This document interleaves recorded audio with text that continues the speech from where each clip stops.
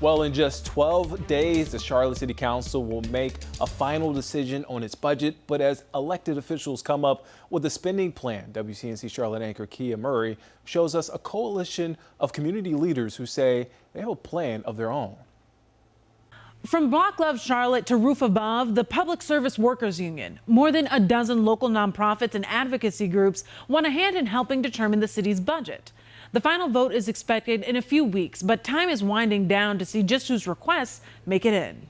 You know, it's a trade-off. Robert Dawkins is one of the community leaders spearheading the people's budget. There's already line items for most of the things in the budget. We're lobbying for who gets included. So our idea was to bring together most of the advocacy groups, large and small, to work on one particular budget ask. That ask includes increasing the Housing Trust Fund to $100 million. It's to pay for emergency shelters and fund nonprofits helping the homeless. Another $34,000 for the Save Our Children movement would fund after-school and mentorship programs that are focused on our youth. Plus some money to raise the minimum wage for City of Charlotte workers to about $25 an hour.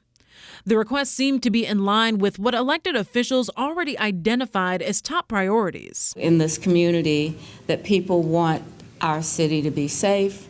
We also want our city to be vibrant and able for people to move around for work. That was Charlotte Mayor Vi Lyles back in January. That was when city leaders gathered to discuss priorities in the year ahead. But moving back further to 2021, that's when a research group recommended piloting a team of non-specialized civilian responders and recommended involving local stakeholders as the city develops and implements potential programs. It's part of the reason WCNC Charlotte continues to cover proven programs like Alternatives to Violence and its place in the city's budget. We have 3 to 4 caseworkers on the ground, pays for salaries, it pays for program overhead, etc., but mostly salaries. Councilmember Malcolm Graham represents District 2. He says he'll work to make sure funding continues for crime prevention, specifically the Alternatives to Violence program in the Beatties Ford corridor. Its money will be sure to follow when the final spending plans come out.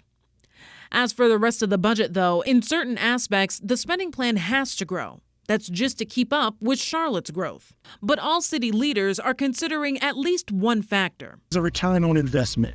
And I think that what we're asking for gives the city the return on the investment that they're looking for. I'm Kia Murray, WCNC Charlotte.